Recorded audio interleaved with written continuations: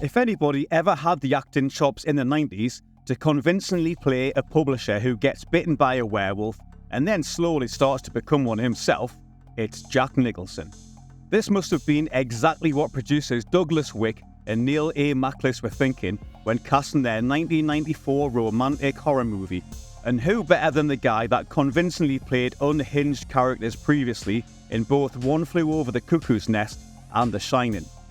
His past work as an actor was already impressive enough, and his distinctive features and natural charm meant that he was perfect for the role. The movie sits snugly in the so bad it's actually pretty good category, and there's not necessarily anything we can say that would prepare you for the experience that is watching director Mike Nichols Wolf. So get ready for a transformative experience as we howl at the moon and find out just what the happened to this horror movie. The year 1994 saw many memorable and classic movies released, as well as some features that were, to put it nicely, challenging to sit through. Great films such as Leon, The Shawshank Redemption, Pulp Fiction, Speed, Forrest Gump, Natural Born Killers, The Crow, and Dumb and Dumber graced movie theatres to high acclaim and hilarity. Polly, want a cracker? While on the flip side, we endured films such as The Shadow and The Flintstones. Wolf sits somewhere in the middle of this. It's one of those movies that is undeniably enjoyable, but as you sit there admiring the visuals and Jack Nicholson's hirsute werewolf face as he takes a chunk out of a poor, unsuspecting deer, you can't quite pinpoint exactly why you're enjoying it. The film's plot follows aging, down-on-his-luck publisher Will Randall, played by Jack Nicholson, who's being usurped by his younger colleagues at work and finds out that the guy who replaces him is also sleeping with his wife. However, after being bitten by a black wolf, he unwittingly runs over on his way back home. He suddenly finds himself energized, more competitive than ever, and possessed with amazingly heightened senses. It's a gloriously baffling movie and features a wealth of talent, both in front of the camera and also behind the scenes. Alongside Jack Nicholson, we get Janet Van Dyne herself, Michelle Pfeiffer, who also has form for playing characters with a split personality. Meow.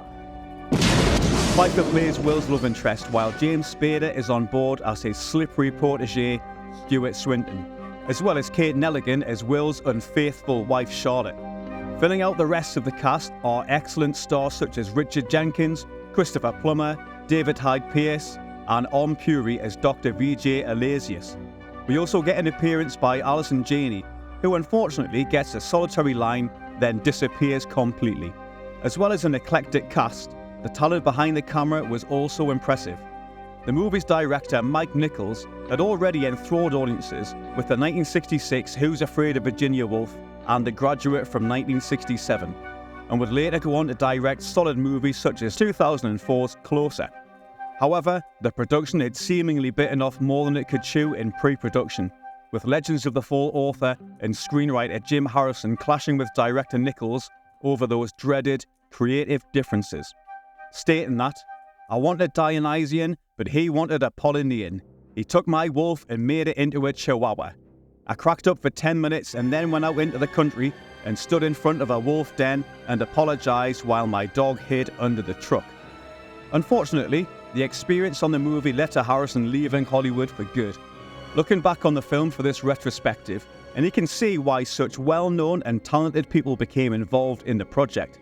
There's an interesting satirical commentary on social behaviours in the script that bubble away until the wolf is finally unleashed. Nicholson's Will is an intelligent, well-read fella whose job is to judge written works of art and sell them on to equally civilized individuals such as himself.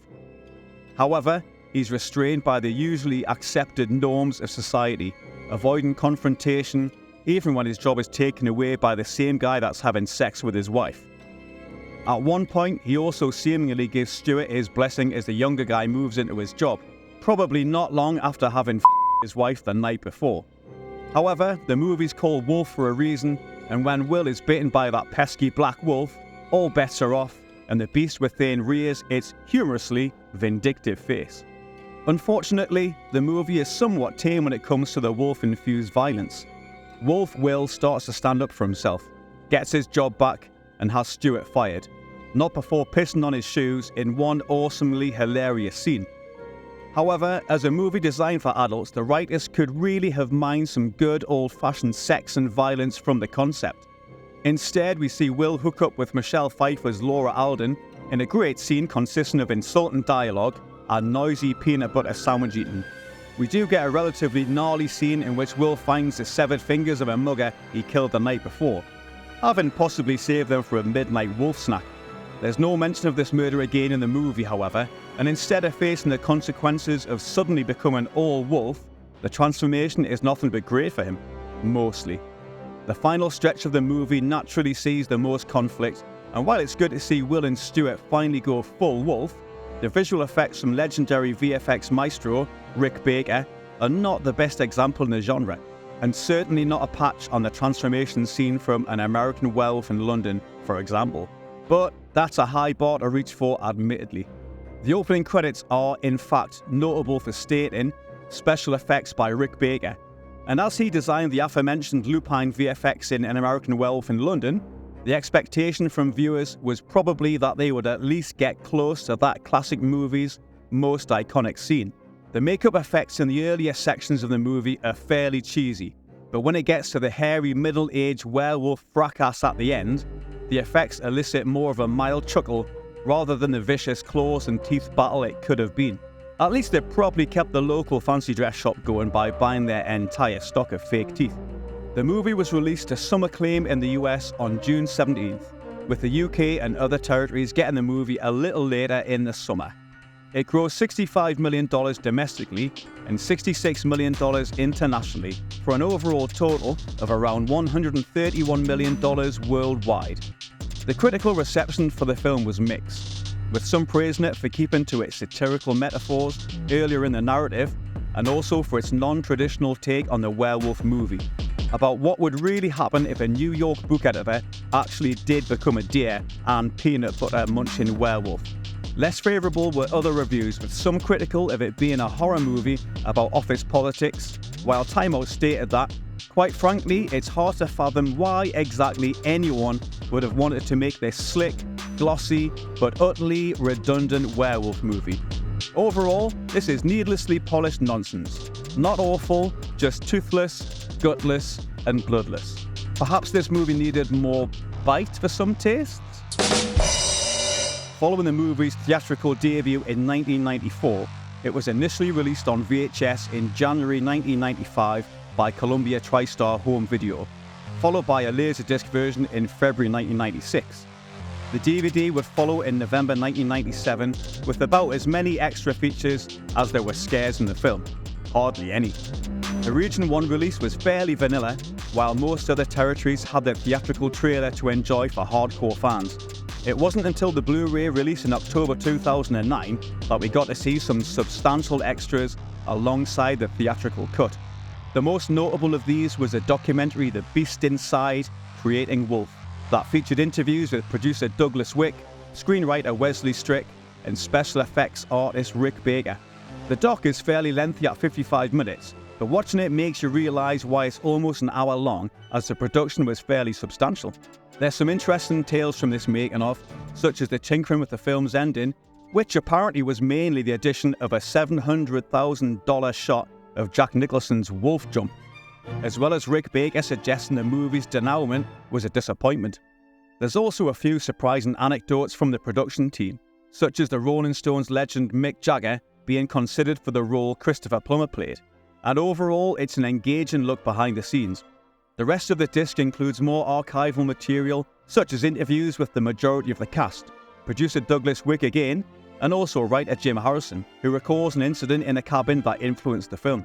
There's also around 4 minutes of B-roll footage, the theatrical trailer, and also an image gallery to round off the special features. Fans also get a nice booklet with an essay on the movie, interviews, and also extracts from the more favourable reviews for the movie. In May 2014, Mill Creek Entertainment released a 20th anniversary series edition of the movie on DVD, with a grand total of 0 extra features, which seems completely pointless with the Blu-ray boasting a lengthy documentary plus other decent additions.